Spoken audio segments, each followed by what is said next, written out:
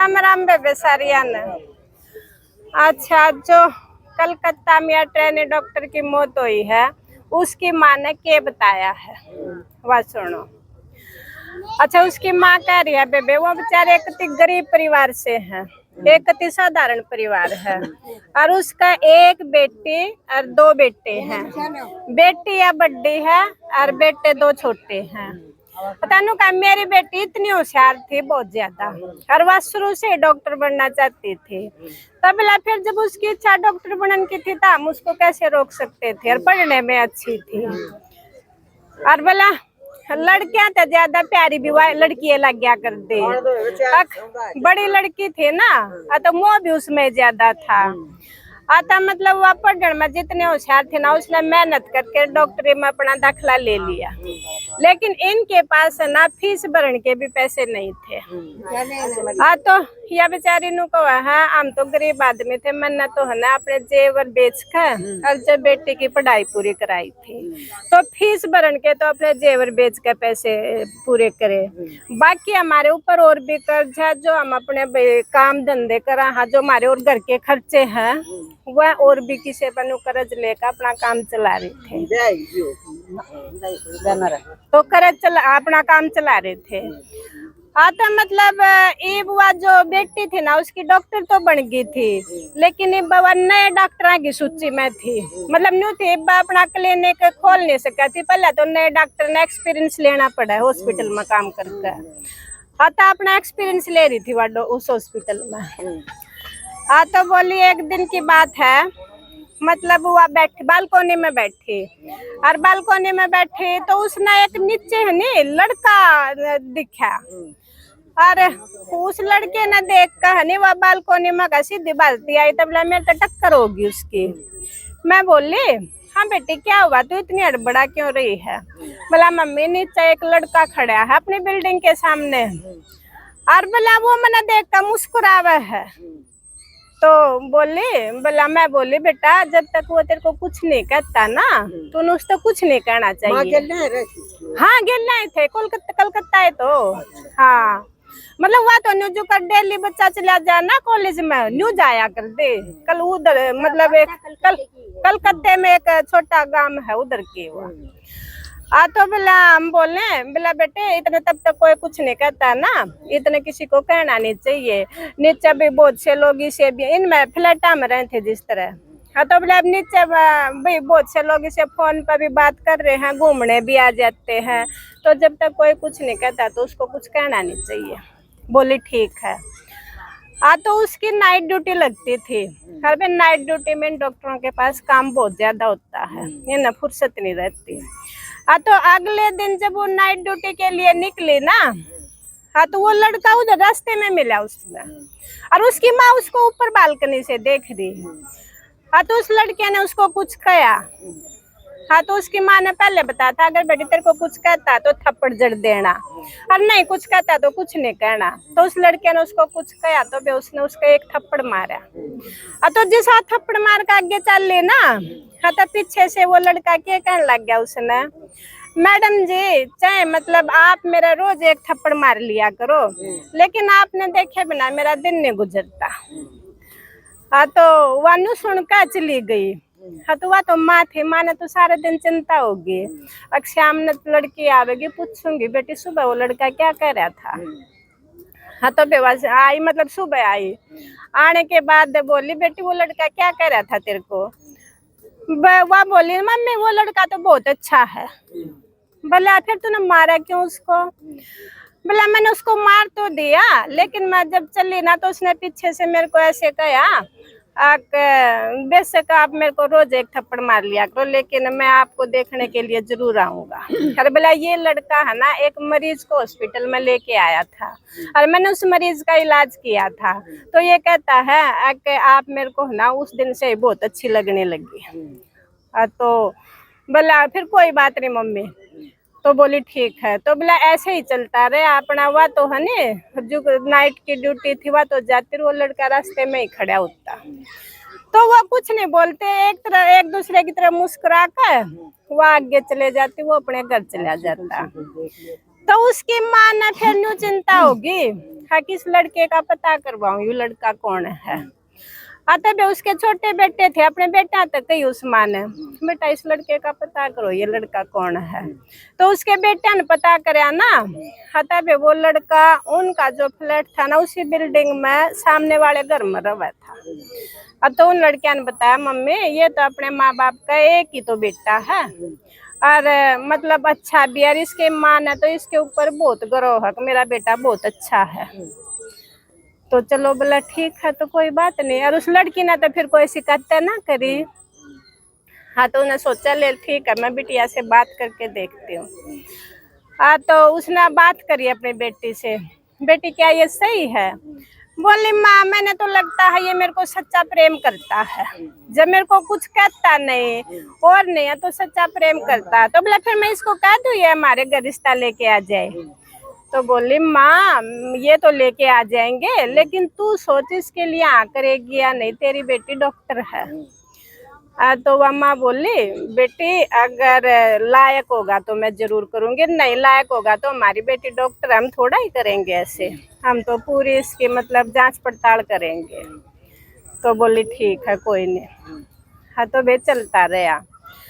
हाँ तो न्यू का मतलब वह जब नाइट ड्यूटी करके आ करती तो उसकी 8 बजे शिफ्ट खत्म हो जाया करती, वह 9 बजे आ लिया करती। हाँ तो एक दिन है ना वह बड़ी खुश होकर आई और आकर बोली मम्मी आप मेरे पास बैठो, मैं आपको कुछ बताऊंगी। बोला बता बेटा। बोला अगर किसी के साथ कुछ बुरा हो रहा हो, हाँ तो वो होने देना चाहिए, कुछ करना चाहिए। अति मानू कहा मैं भी बेचारी, मैं यह भी कम पढ़ी लिखी थी। बोला फिर वह जो पूछती थी ना मैं बड़े हिसाब से उसको जवाब देती थी हर बात का।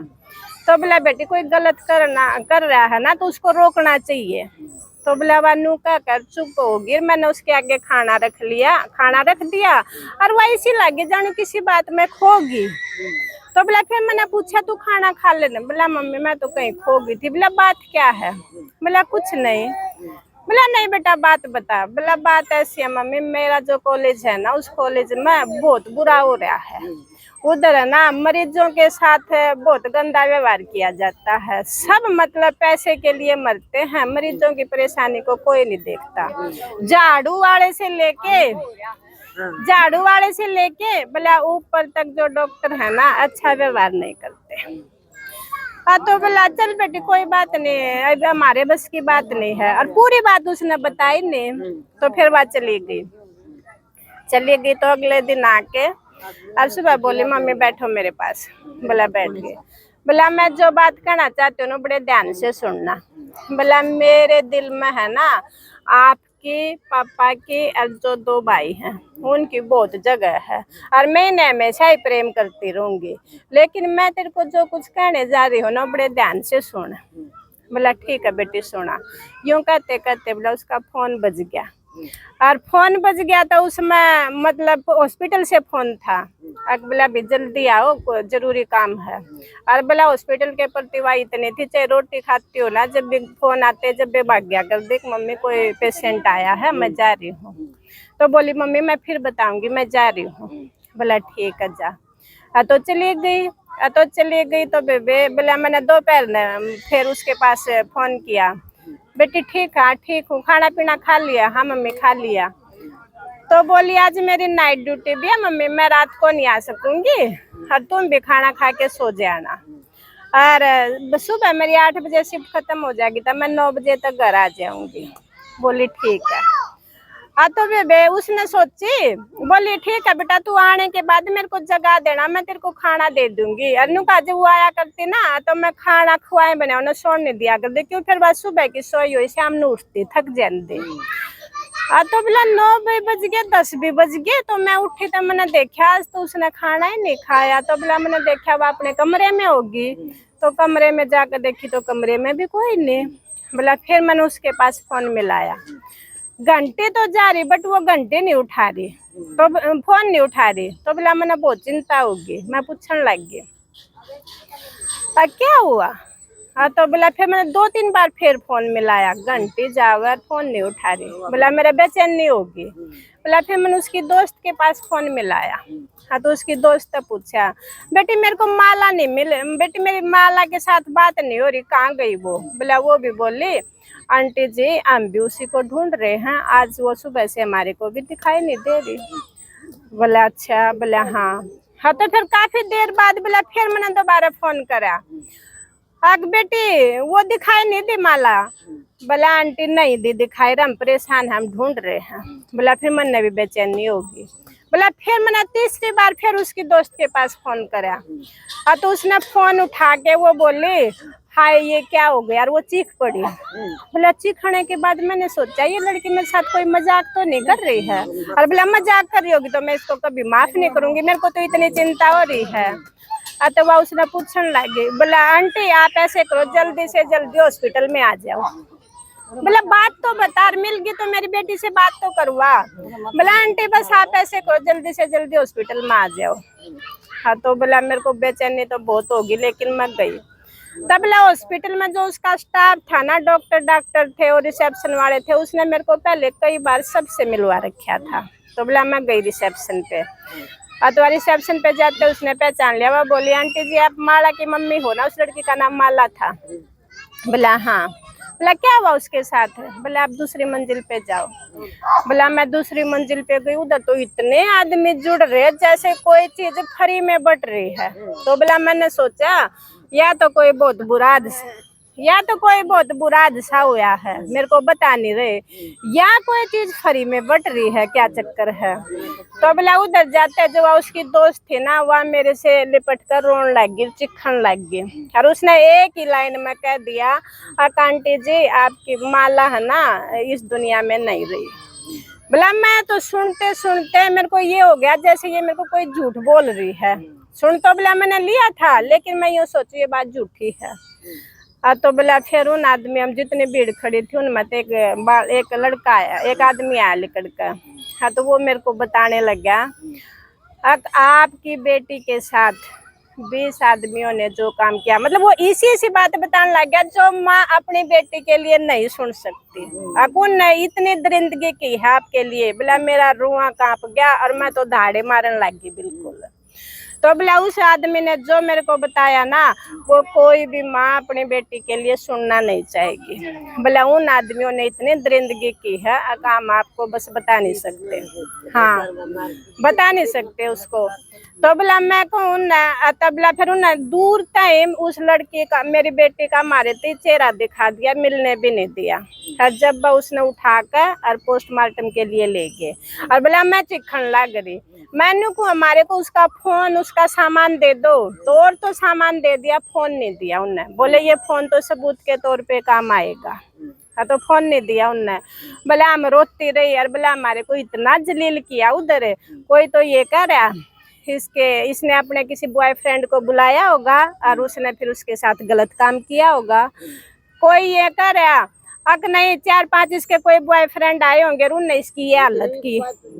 हाँ उनने ये हालत की है, कोई ये मतलब हमारे ऊपर ही ब्लेम डाल रहे। बोला इतना गंदे मतलब उन्होंने इतनी गंदी तरह से जलील किया, हम उस टाइम का कुछ बयान नहीं कर सकते, लेकिन बोला हमारे पास कोई सबूत भी नहीं है। हाँ तो बोला जब फिर पोस्टमार्टम के लिए ले गए, हाँ तो ले गए तो हम यूँ कह रहे हमारे को कुछ बता तो दो, जहाँ पे वो मतलब ये हुआ था ना दोबारा उधर मतलब वो तोड़ फोड़ करवा कर दोबारा चिनाई शुरू कर दी, दोबारा बनाने लगे, सारे सबूत मिटा दिए उड़े तय, अकाड़ा कुछ भी नहीं, पूरी तोड़ फोड़ करवा कर दोबारा मिस्त्री ला दिए, वहां से उस प्रिंसिपल का उधर से ट्रांसफर कर दिया। तो मतलब सारे सबूत मिटाने की उन्हें पूरी तरह से आखिर में है ना जो उसकी मतलब बेटी की दोस्त थी ना, उसने फिर एक वीडियो भेजी है हमारे पास, क्या 45 मिनट की वीडियो है, या सुनकर देखियो, उसने आखिरी टाइम में ये भेजी है मेरे पास है। और बोला फिर हम उसने सुन नहीं सके उस वीडियो ने, उसमें मतलब हाँ मतलब वह सुबह उसने जो वह उसकी बेटी थी ना मरते टाइम वह थोड़ा होश था, उसने एक क्लिप बनाई और अपनी दोस्त भेज दी, फिर अपने फोन में तो उसने डिलीट कर दी। भाई इसलिए उन पुलिस वाला ने उनसे कुछ मांगा नहीं कि इनके पास कोई सबूत है, कि उनके पास फोन ही नहीं है। तो उसमें ये लिखा था माँ मैं जहाँ भी रहूंगी आपसे सच्चा प्रेम करती रहूंगी, लेकिन मैं इस दुनिया में मैं अब मेरे को कोई नहीं बचा सकता, क्योंकि मेरे साथ बहुत बुरा हुआ है। मेरे पास कुछ सबूत थे जो मैं वायरल करने वाली थी, लेकिन इनको पता चल गया। ये मेरे को बहुत दिन से परेशान कर रहे थे। हाँ तो इसलिए मेरे को इस दुनिया में कोई नहीं बचा सकता, और मेरे साथ बहुत बुरा हुआ। भला हुआ वीडियो देख के हमारे पास वही वीडियो बनाई जो 1:30 बजे थे छोटे। हाँ मतलब मरण की हालत में थे, बिल्कुल मरने की हालत में थे। हाँ तो वो क्लिप में लिया, बाकी कोई सबूत नहीं है। तो उसके साथ इतनी दरिंदगी हुई है, आदमी सोच नहीं सकता, सुन नहीं सकता। उसके पीछे पता ही क्यों ना पहले उसके पास बहुत सबूत थे, लेकिन वह वायरल नहीं कर पाई उनको। तो बड़ी दुखी हुई।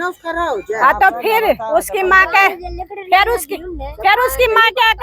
उसकी माँ क्या कह रही है, बोला मैं यूँ कह रही हूँ, मेरी बेटी के साथ इतना बड़ा हादसा होया।